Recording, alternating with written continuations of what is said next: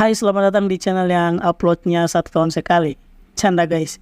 Jadi tepat setelah video ini aku buat, aku lihat video ini terakhir tayang di 2023 kemarin. Jadi tepatnya di tahun kemarin aku melaksanakan program studi S1 dan alhamdulillah lulus selama kurang lebih 7 tahun. Ya, kita gak akan bahas di video ini kenapa aku lama lulusnya. Dan faktor utama itu adalah malas. Jadi kita tidak akan membahas itu. Jadi semoga kedepannya channel ini akan lebih berkembang dan aku lebih produktif lagi dalam membuat konten di channel ini. Oke, hari ini aku akan membahas tentang problematika lowongan pekerjaan di Indonesia. Namun sebelum itu, kita opening dulu.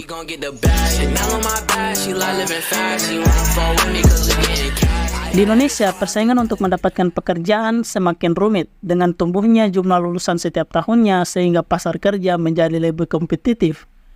Bayangkan saja, dalam satu universitas menghasilkan 1 atau 1.000 bahkan 5.000 mahasiswa dengan gelar dan jenjang yang beragam setiap tahunnya.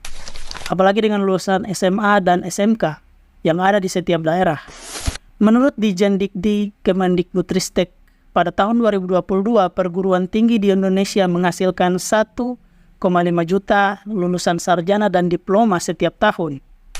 Juga menurut Menaker mengatakan bahwa 12% pengangguran di Indonesia didominasi oleh lulusan sarjana dan diploma.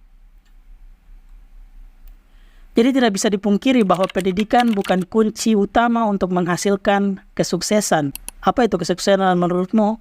Coba komen di bawah. Pertumbuhan ekonomi yang sangat pesat di Indonesia seringkali tidak sebanding dengan ketersediaan lapangan kerja.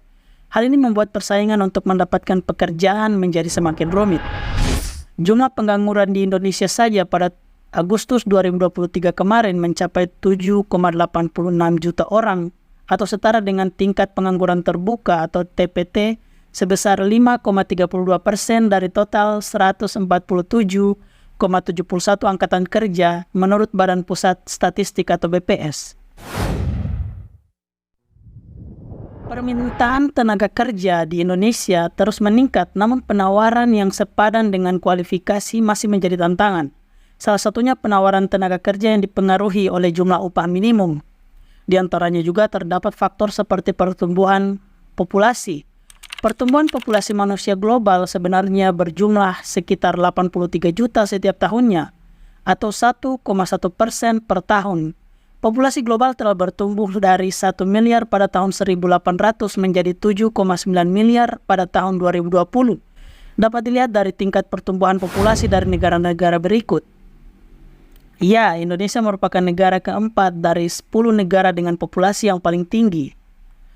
Jumlah pertumbuhan populasi di Indonesia dan negara-negara lain berpengaruh pada sumber daya masyarakat yang dapat meningkatkan jumlah pengangguran. Di samping itu, persyaratan lowongan pekerjaan yang kadang tidak masuk akal, berkas yang tidak terlalu penting pada saat rekrutmen, perusahaan atau instansi yang kurang berfokus terhadap kualitas atau tingkat kelayakan dan mutu calon pekerja, tahapan seleksi yang ketat dan panjang dengan kecil kemungkinan peluangnya diterimanya dalam posisi tersebut. Keterampilan yang sesuai dengan tuntutan industri seringkali tidak sejalan dengan tingkat pendidikan yang dimiliki oleh para pekerja. Dan fenomena paling banyak di dunia kerja yang kita temui yaitu skill mismatch. Skill mismatch adalah kondisi ketika keahlian yang dimiliki oleh pekerja tidak sesuai dengan kebutuhan atau tuntutan pekerjaan yang ada. Banyak lulusan perguruan tinggi yang kesulitan mendapatkan pekerjaan yang sesuai dengan bidang studi mereka. Atau sebaliknya, banyak perusahaan yang mengeluhkan sulitnya menemukan tenaga kerja dengan keahlian yang tepat.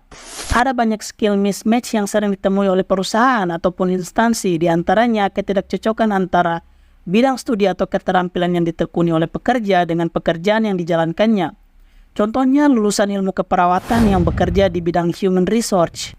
Ini disebut horizontal mismatch atau yang juga dikenal sebagai field of study mismatch. Faktor eksternal seperti kondisi ekonomi, kebijakan pemerintah, dan situasi global turut mempengaruhi kerumitan dalam mencari pekerjaan. Regulasi pemerintah yang memengaruhi proses rekrutmen antara lain ada sistem kerja, jam kerja, gaji dan tunjangan yang kurang memadai, peraturan keselamatan dan kesehatan, serta hak cuti. Pemerintah dan sektor swasta perlu bekerja sama untuk meningkatkan ketersediaan lapangan kerja, memberikan pelatihan keterampilan yang sesuai, serta mendorong inovasi di berbagai sektor ekonomi. Rumitnya lowongan pekerjaan di Indonesia merupakan tantangan serius yang memerlukan solusi yang menyeluruh dari berbagai pihak agar dapat meningkatkan kesempatan kerja dan kesejahteraan masyarakat secara berkelanjutan. Diperlukan adanya penyesuaian keterampilan, pendidikan yang relevan, kolaborasi antar pemerintah, lembaga pendidikan, dan sektor swasta untuk mengurangi kompleksitas lowongan pekerjaan di Indonesia. Hal ini sejalan dengan program pelatihan keterampilan dan kursus dari Dinas Tenaga Kerja atau Disnaker, yang disesuaikan dengan permintaan pasar dan peminatan keahlian yang dibutuhkan di masa sekarang. Pelatihan keterampilan juga dapat diikuti melalui program prakerja. Program ini menyediakan pelatihan gratis di Coursera, platform edukasi online ternama dunia.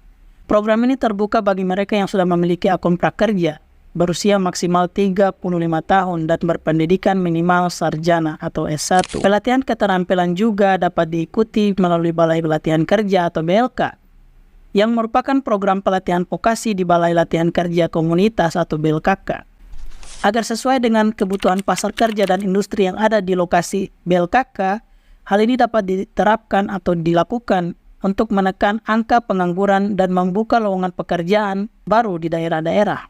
Realita kehidupan yang terlalu menuntut ini dan itu membuat setiap orang berlomba-lomba mencapai puncak kestabilan finansial, entah itu dari segi gengsi ataupun status sosial. Padahal tidak semua manusia diciptakan untuk sebuah standar yang krusial, dan tidak ada orang tua manapun yang mengharapkan anaknya untuk gagal. Untuk kamu yang sedang mencari pekerjaan, tetap semangat. Jadi hanya itu dari aku, dan semoga video ini bermanfaat, dan sampai jumpa di videoku selanjutnya. Terima kasih.